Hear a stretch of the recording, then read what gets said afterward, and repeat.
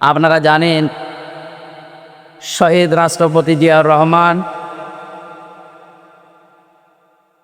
আরাফাতের ময়দানে যে কাজটা করে দিয়েছিলেন, লক্ষ লক্ষ হাজিরা, শুধু বাংলাদেশের হাজিরা, বিশ্বের 257টা দেশ, যত দেশ থেকে মানুষ হজ করতে আসে ওই গাছের নিচে আশ্রয় নেওয়া লাগে। ও গাছটার নামই হয়ে গেছে জিয়া, সাজারাত জিয়া বা জিয়া ট্রি বলে। আমি মেনারা মসজিদে নিজে খুতবা শুনেছিলাম 16 সালে। ইমাম সাহেব ওনার নাম ঘরে দোয়া করছিলেন, যদিও ওনার ভাষা আরবি, আমি বাংলাটা বলছি। যে আল্লাহ জিয়াউর রহমান জিয়া সাহেবকে তুমি মাফ করে দাও। আরাফাতের ময়দানে দোয়া এমনিতেই কবুল হয়, এটা গ্যারান্টি দিয়েছেন বিশ্ব নবী মুহাম্মদ রাসূলুল্লাহ সাল্লাল্লাহু আলাইহি ওয়াসাল্লাম। শহীদ জিয়াউর রহমান, আল্লাহ তার জীবনের ভালো কাজগুলো যেন কবুল করে। বিশেষ করে আরাফাতের ময়দানের এই কাজটা কিয়ামত পর্যন্ত এখানে জারি থাকবে। নিমের ফলগুলো পড়ে আর একটা গাছ তৈরি হয়, এটা সাদগায়ে জারিয়া। কিয়ামত পর্যন্ত কবরে যেন আল্লাহ ওনাকে জান্নাতুল ফেরদাউস নসিব করে। তার স্ত্রী অসুস্থ, আপনারা শুনেছেন, উনি এখন চিকিৎসাধীন আছে। আল্লাহ রাব্বুল আলামিন সুস্থ করে দেশের মানুষ দেশে যেন ফেরত নিয়ে আসে। দেশের ঐতিহ্যবাহী জেলা সাতক্ষীরা, পাটকেলগাদা থানার অন্তর্গত পাঁচপাড়া দারুল কোরআন হাফিজিয়া মাদ্রাসার উদ্যোগে ফুলবাড়ি হাই স্কুল ময়দানে মহাবিশ্বের মহাবিশ্বয় আমাদের মালিক, আমাদের মনিব, মহান রব্বুল ইজ্জাত অল জালালের মুখের পবিত্র বাণী কোরআনে কারীম তাফসীর ও কোরআন মাহফিলের সমাপনী রজনীর স্বনামধন্য সভাপতি, ইসলামিক চিন্তাবিদ, বিশিষ্ট ব্যবসায়ী সমাজসেবক জনাব মোহাম্মদ আসাদুজ্জামান আসাদ দামাত বারকাতুহুমুল আলিয়া। এখানে আলোচনা রেখেছেন মাওলানা রবিউল ইসলাম খুলনা, মাওলানা হোসাইন মাহফুজ চুয়াডাঙ্গা। মাহফিলের প্রধান অতিথি সাবেক সংসদ সদস্য, এই জনপদের কৃতি সন্তান, বিশিষ্ট রাজনীতিবিদ, শ্রদ্ধাভাজন বড় ভাই জনাব মোহাম্মদ হাবিবুল ইসলাম হাবিব। আতালাল্লাহু উমরাহু ওয়া বারাকাল্লাহু ফি হায়াতি, বলেন আমিন। বিশেষ অতিথি অনেকগুলো মানুষের নাম আমরা দেখতে পাচ্ছি, বিশেষ করে শফিকুল ইসলাম শফি ভাই, জনাব মাওলানা আব্দুর রশিদ, মাওলানা আলমগীর হোসেন, জনাব আখতারুজ্জামান মোড়ক, ডাক্তার মাহমুদুল হাসান পলাশ, জনাব আব্দুর রহমান ফকির, আলহাজ সিরাজুল ইসলাম, জনাব লিয়াকত হোসেন, জনাব নাসির উদ্দিন, জনাব মাসুম বিল্লাহ উজ্জ্বল। রাফা'না লাকা যিকরাক। ছেলে কি করেন আপনি? আবার কথা বলেন। কথা বলা যাবে না, যেভাবে আছেন ওইভাবে থাকবেন, একটা কথা বলবেন না।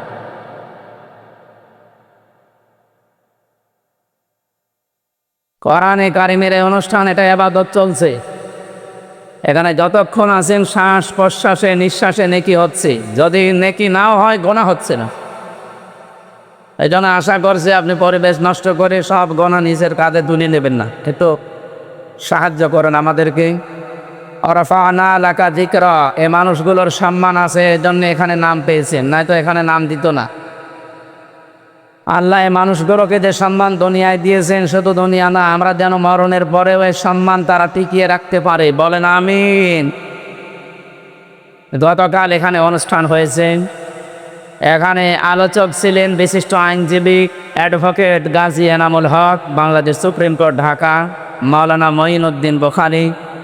সঙ্গীত শিল্পী ছিলেন যশোরের কৃতি সন্তান জনাব অ্যাডভোকেট রকনুজ্জামান ভাই। প্রধান অতিথি ছিলেন কেন্দ্রীয় সাংগঠনিক সেক্রেটারি বাংলাদেশ জামাত ইসলামী খুলনা অঞ্চল প্রধান, হাজারো আলেমের উস্তাদ মুহাদ্দিস আব্দুল খালেক, সাতক্ষীরার কৃতি সন্তান। আল্লাহ আলেমকে হায়াতে তজ্জেবা সিহাতে কল্লিয়া যেন দান করেন, বলেন আমিন। সাতক্ষীরায় আসলে যার কথা মনে পড়ে দোয়া করছি, শ্রদ্ধাভাজন বড় ভাই মুহাদ্দিস আমিরুল ইসলাম বেলালী, আতালাল্লাহু উমরাহু ওয়া বারাকাল্লাহু ফি হায়াতি, বলেন আমিন। আর একজন গেছে বাংলাদেশ জামায়াতে ইসলামী কেন্দ্রীয় কমিটির শ্রদ্ধাভাজন আমির জামাত ডক্টর শফিকুর রহমান হাফিজাহুল্লাহ, উনি কাতারে আছেন, কুয়েতে। আল্লাহ রাব্বুল আলামিন তাকেও যেন সহি সালামতে দেশে ফিরিয়ে নিয়ে আসেন। আর একজন গিয়েছে আল্লাহর রাস্তায়, এ আর আসবে। দিল্লি বসে আছেন, অনেকে আশায় বুক বাঁধে মাঝে মাঝে। এই যে গোপালগঞ্জের কিছু মানুষ আছে, এরা আশায় বুক বাঁধে বেঁধে দেশে বিশৃঙ্খলা করে, তখন পেছনে লাল হয়ে যায়। প্রশাসন এমন লাল বানিয়েছে, ওই কয়েকদিন শুনলাম গোপালগঞ্জ থেকে ঢাকা গেলে বসে গেলে 300 টাকা, দাঁড়িয়ে গেলে 1000 টাকা। বেদেবের ইতিহাস হচ্ছে যারা পালিয়ে যায় তারা আর ফিরে আসে না, এইটাই ফাইনাল। 805 বছর আগে পালিয়েছে লক্ষণ সেন, আজও আসেন, আর আসার সম্ভাবনাও নেই। কথা বলেন না কেন? আশরাফ গানি পালিয়েছে, এসেছে। বাশার আল আসাদ পালিয়েছে, এসেছে। পালিয়েছিল না শ্রীলঙ্কার একজন, সেও এখনো আসেনি, আসবেও না। আর ইনি যা গেছে, অনেক বলছিল না যেন 70 বছর সাজা দিয়েছে, ওনার তো 700 বছর হওয়ার কথা। 700 না, 7000 বছর জেলখানায়। আমরা বহু মানুষকে দেখেছি, জিজ্ঞাসা করলাম, ভাই আপনার 3 বছর শাস্তি দিয়েছে। এই যে শাহজাহান জল্লাদ যে লোকটা ছিল, ও বলছে আমার 250 বছর। আমি আর একজনকে পেয়েছিলাম, মকিম গাজী, এই লোকটারে বললাম কত বছর শাস্তি, ও বলছিল 167 বছর।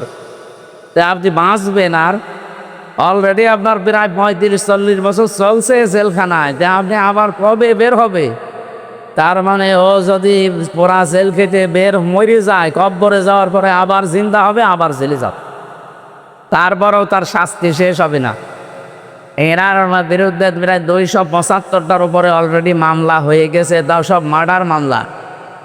2006 থেকে শুরু করে 24 পর্যন্ত কত হাজার হাজার মানুষ হত্যাকারীর তালিকায় ওনার নাম, হয় হুকুমের আসামি অথবা সরাসরি হত্যার সাথে জড়িত। একটা মানুষ মেরে ফেললেই তো তাকে ফাঁসি দেওয়া, তাকে মেরে ফেলা, এটা কোরআনের নির্দেশ। কুতিবা আলাইকুমুল কিসাস ওয়া হুয়া কুতিবা আলাইকুমুল কিসাস। আল্লাহ তাআলা বলেন, আমি কিসাসের এই বিধান লিখে দিলাম। সুতরাং একজন মানুষ যদি বিনা অপরাধে কাউকে মেরে ফেলে, তার শাস্তি হচ্ছে তাকে মেরে ফেলা লাগবে, এই, তাছাড়া আর কোনো শাস্তি নেই। 2024-এ 2732 জন মানুষ মারা গেছে। একটাকেও আপনি দলিল দেখাতে পারবেন, প্রমাণ দেখাতে পারবেন যে এই বৈধ কোনো কারণে আমি মেরে ফেলেছি? সুতরাং যাই করেছেন আপনার এদেশের মানুষ, যেহেতু সবাই, শুধু আজকে সাতক্ষীরার মানুষেরা হাত তুলেছে তা না, আমি 630টা থানা আছে বাংলাদেশে, কম বেশি প্রায় থানায় আমার যাওয়া হয়ে গেছে। সব জায়গায় মানুষের আওয়াজ একই, যে আমরা শাস্তি চাই। শাস্তি যদি কেউ না দেয়, বিচার যদি না হয়, আগামীতে অপরাধ যারা আসবে তারা আরো বাড়াবে। এখানে আমরা চাই যারা আসবে তারা যেন শিক্ষা নেয় এখান থেকে। এমন কঠিন শাস্তি আমরা দাবি করছি, পৃথিবী যেন কেঁপে ওঠে। কথা বলো না কেন? ওনারা 70 বছর দিয়েছে, আমার 3 বছর, আমার অনেক বছর দিয়েছিল, শেষে আমার 3 বছর পরে তো পুরাটা খালাস করে দিয়েছে। আমরা চাচ্ছি ওনার যদি অন্তত 700 বছর হয়, শুধু নাম শুনে হার্ট ফেল করে মরবে। কারণ ভেতরের যে অবস্থা, এটা তো আমরা ভুক্তভোগী, আমরা জানি। 4 দেওয়ালের মাঝে এটা একটা আলাদা জগৎ। এটা আলাদা জগৎ না, আলাদা জগৎ। ওই জগতে যখন থাকবে বুঝতে পারবে যে কত ধানে কত চাল হয়। জিন্দা কবর, সেটা জিন্দা কবর বলা হয়। সুতরাং আমরা বিচার দাবি করছি সর্বোপরি আল্লাহর কাছে, দেশের বিচার ব্যবস্থা এবং জনগণের কাছে। আমরা আইন যেন হাতে তুলে কেউ না নেই, বিচার ব্যবস্থা আছে, বিচার ব্যবস্থার মাধ্যমে বিচার হবে ইনশাআল্লাহ। আজকের মাহফিলে বিশেষ করে যাদের নাম জানিও না, নিতেও পারি নাই, বসে আছে শ্রদ্ধাভাজন ব্যক্তিবর্গ, এই মানুষগুলোকে আল্লাহ যেন হায়াতে তাজ্জাবা সিহাতে করলিয়া কোরআনের ইজ্জতে দান করেন, বলেন আমিন। এদের মা বাবাকেও যেন আল্লাহ কোরআনের ইজ্জতে আজকে মাফ করে যান। আরো জোরে বলেন যার মাধ্যমে আসলাম আমাদের বাবুল ভাই আপনাদের এলাকার সন্তান। আমি তো খুব ব্যস্ত হয়ে গেছি এই জেলখানা থেকে বের হয়ে। প্রতিদিন কোথায় কালকে ছিলাম চট্টগ্রামের লোহাগড়া, সারা রাত ধরে সেখান থেকে এসে আজকে দিনের বেলা ছিলাম ঝিনাইদা, মাগরিবের পরে ছিল মনে হয় যশোর, ওটা কোন জায়গা যেন, রূপদিয়া, এই যে এখন এখানে, কালকে আবার কোথায় আছে আল্লাহ জানে। এই আমার শরীরও আর মানে সাপোর্ট দিচ্ছে না, প্রতিদিন 2টা 3টা, এরপরে বাড়ি থেকেও সাপোর্ট দিচ্ছে না। ম্যাডাম বলছে এত দরকার না। তারপরও সাতক্ষীরার আর যশোরের নাম শুনলে আমার আশা লাগে, কারণ এসব জেলায় আসলে মনে হয় যে আমি মায়ের কোলেই আছি। এই আমার বিভাগ, এইটা খুলনা বিভাগ, বাংলাদেশের 8 বিভাগের ভেতরে এই বিভাগের প্রতি একটু মায়া বেশি, কারণ এখানে আমার জন্ম, যেহেতু জন্মগতভাবে এই মায়া মহাব্বত এখানে আল্লাহ তৈরি করে দিয়েছে। আমি দোয়া করছি খুলনা বিভাগের মাটির নিচে যারা ঘুমিয়ে আছে, বিশেষ করে যার নাম শুনলাম মঈনুদ্দিন নাকি জানো, মঈজউদ্দিন হামিদি, আমি নাম শুনেছি এর আগেও, আল্লাহ রাব্বুল আলামিন, এরপরে আহসানুল্লাহ খান বাহাদুর সাহেব, এই মানুষগুলোকে আল্লাহ কবরে যেন জান্নাতের সর্বোচ্চ মাকাম দান করেন, বলেন আমিন। এখানে যারা এসেছেন কষ্ট করে এত রাত পর্যন্ত, যদিও কথা বলা ঠিক না, আগামী থেকে আল্লামা সাইদি সাহেবের মতোই নিয়ম করে নেব ইনশাল্লাহ। এসার পরে উঠে পড়বো, রাত 9টা 9:30 অনুষ্ঠান শেষ। আমাদের তাহাজ্জুদও পড়া হবে, ফজরের নামাজ হবে, সকালে কর্মজীবনে যাওয়া যাবে। তাছাড়া এইভাবে রাত 12টা 1টা পর্যন্ত করে নামাজ কালামও ঝামেলা হয়ে যায়। আগামী থেকে নিয়মটা পালন করা যাবে না ইনশাল্লাহ। মাওলানা আমিরুল ইসলাম বেলালি, এই যে কলারোয়া ফুটবল ময়দানে মনে হয় সামনে বছর একটা দাওয়াত নিয়েছে, পুরা সাতক্ষীরা জেলায় ওইটা একটা, আর ওদিকে শ্যামনগরে একটা নিয়েছি। এ জেলায় এই 2টা করবো ইনশাল্লাহ। ওই এসার পরে তুলে দিতে বলেছি ভাইকে, আমরা যতক্ষণ চালাতে পারি। 1-1.5 ঘন্টার বেশি কথা বলবো না, কারণ মানুষের এই মেধায় কথা ধরার একটা লিমিট আছে। আমি বলেই গেলাম, আপনি শুনিয়েই গেলে না, আমরা এমন কিছু বলতে চাই যেন বাড়ি নিয়ে যেতে পারে। সুতরাং যারা এসেছেন আপনাদেরকে ওয়েলকাম জানাচ্ছি, এই কষ্ট স্বীকার করে বসে থাকার জন্যে। পর্দার আড়ালে আমি আসার সময় দেখেছি মা বোনেরা এর চাইতে অনেক বেশি সম্মানিতা, মা এবং বোনেরা, প্রাণ প্রিয় সাতক্ষীরাবাসী, জবান আল্লাহ যাদেরকে দিয়েছেন। জালেমরা যদিও আমাদের কণ্ঠনালী চেপে ধরে রেখেছিল, আমরা কথা বলতে পারতাম না, অন্তত এখন মুক্ত হয়েছি। খলাকাল ইনসান আল্লামাহুল বায়ান, আল্লাহ বলেন আমি মানুষ বানিয়েছি, আর মানুষকে কথা বলা আমি শিখিয়েছি। এই যে কথা বলতে পারি, এক একটা কথা তৈরি হতে এই কণ্ঠের ভেতরে 27টা ধাক্কা লাগে। বিজ্ঞান এখন দেখাচ্ছে যে 27টা স্তর পার করার পরে একটা কথা তৈরি হয়। এ বিশাল নিয়ামত আল্লাহ যাদেরকে দিয়েছেন, কথা যারা বলতে পারেন, বলেন আলহামদুলিল্লাহ। আমার বাম পাশে বসে আছে হাজারো আলেমের উস্তাদ হাফেজ মাওলানা আলী আহমেদ, দামাত বারকাতুহুমুল আলিয়া। প্রশাসনের অনেক ভাই দেখলাম রাস্তাঘাটে দায়িত্বে আছেন, যদিও প্রশাসনের ওপরে বাংলাদেশের মানুষ এখনো একটা খারাপ ধারণা নিয়ে আছে কিছু কোলাঙ্গার অফিসারের কারণে। মানে ভাই বলছিল না যে এগুলোর আসলে বসে আছে বিভিন্ন জায়গায়, এই মানুষগুলোকে বিচারের আওতায় আনা দরকার। কারণ জালেম একা জীবনের সাহস পেত না, জালেমকে যারা সহযোগিতা করেছে, যারা সাপোর্ট দিয়েছে, ওরাও জালেম। কিয়ামতের ময়দানে আল্লাহ নিজে মামলা দায়ের করবে জালেমের বিরুদ্ধে। আমাদের বিরুদ্ধে মামলা দিয়েছিল সরাসরি রাষ্ট্র, হাসিনা, আমাদের 2 জনেরই বাদী হাসিনা, কিন্তু আল্লাহ কিয়ামতে বাদী হবে হাসিনার। এটা আমি বানিয়ে বললাম। সূরা শুরা 25 নম্বর পারা 6 নম্বর পৃষ্ঠা 13 নম্বর লাইনের 42 নম্বর আয়াতের প্রথম অংশে আছে, ইন্নামাস সাবিলু আলাল্লাযিনা ইয়াজলিমুনান নাস। আল্লাহ বলেন অবশ্যই আমি নিজে মামলা দেব, কেস করব তাদের বিরুদ্ধে যারা মানুষ হয়ে মানুষের ওপরে জুলুম করে। এই 15.5 বছরে যে জুলুম নির্যাতন হয়েছে মানুষের ওপরে, এটা কি বলা লাগবে? এই যে সাক্ষী দেখতে পাচ্ছেন না, আমরা একেবারে চাক্ষুষ সাক্ষী, আমরা ভিকটিম নিজেরা। এই সাতক্ষীরা বাংলাদেশের সবচাইতে বড় নির্যাতিত জেলা, এরপরে বাংলার জমিনে সাতক্ষীরার পরে চাঁপাইনবাবগঞ্জ। এদের বাড়ি ঘরগুলো বুলডোজার দিয়ে ভেঙে দিয়েছে। পৃথিবীর মানুষেরা যখন দেখতো, আমি বাইরের দেশে বহুদিন ছিলাম, ওই সমস্ত জায়গায় দেখতাম মানুষ এই সাতক্ষীরা চাঁপাইনবাবগঞ্জের এই দৃশ্যগুলো দেখতো আর কান্নাকাটি করত যে এ কি মানুষের ওপরে এরকম কাজ করা যায়। অথচ জালেমরা এ কাজগুলো করতো আর রাতের বেলা তারা অট্ট হাসিতে ফেটে পড়তো, কারণ এখানে ইসলামী মাইন্ডের মানুষগুলো বেশি বাস করে এই সাতক্ষীরা জেলায়। সুতরাং আপনারা যে জুলুম, অত্যাচার, নির্যাতনের শিকার হয়েছেন, আপনারা যদি মামলা নাও দেন, আপনাদের পক্ষ হয়ে আমার আল্লাহ নিজে মামলা দেবে। এদেশে 1628টা চেয়ার ছিল, এই দেশে মেন চেয়ার, এই চেয়ার না, আসল চেয়ার যেগুলো 1628টা, এখানে যারা ছিল কম বেশি সবাই জালেম আর জালেমের দোসর। এই কথা বলেন না কেন? বলেন তো, জালেম হলে তার বিরুদ্ধে মামলা দেবে কে? মামলার বাদী যত বড় হয় কেস তত কঠিন হয়। আমাদের মামলার বাদী তো রাষ্ট্র, এই জন্য কেস ওই রকম কঠিন হয়েছিল। যদি কোনো সলিমদ্দি কলিমদ্দি মামলার বাদী হয়তো আমার 3 দিনের বেশি রাখতে পারতো না। আমি আকিস গ্রুপের ফতিব ছিলাম, কয় টাকা লাগবে আপনার? কিন্তু এমন মানুষ মামলা দিয়েছে, অত টাকা পয়সা আগেই পাচার করা শেষ, টাকা নিয়ে কি করবে? আমার দেশ পত্রিকা রিপোর্ট দিয়েছে না, যাওয়ার সময় শুধু 14টা ব্রিফকেস নিয়ে গেছে, সব মাটি ভরাট করা ছিল। হ্যাঁ, পাইলটকে বলেছে ব্রিফকেসগুলো উঠেছে, বলছে হ্যাঁ চলো, আর কারোর সাথে কোনো কথা বলেনি। এমনকি কাকে কেউ বলে যায়। আমারও যদি বলে যেত, কল দিয়েছে হামসা চলে গেলাম, 3 বছর জেল কাটালাম, মাফ করে দিও, তাও বলে না, পালিয়ে চলে গেল। এই জন্য আশায় কেউ যেন বুক বেঁধে দেশে বিশৃঙ্খলা তৈরি করেন না, কারো উস্কানিতে পা দেওয়া যাবে না।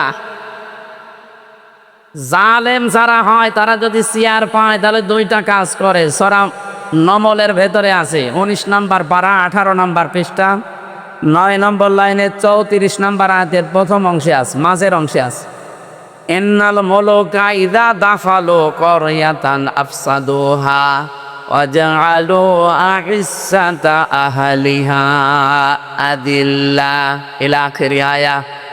রব্বুল আলামিন বলেন, কোন জালেম যখন কোন এলাকায় বসে দখল করে, ওই জায়গায় প্রথমে 2টা কাজ জারি করে। 1 নম্বরে ওই জায়গাগুলোতে সে বিশৃঙ্খলা তৈরি করে দেয়, ঘোলা পানিতে মাছ শিকার করার জন্যে।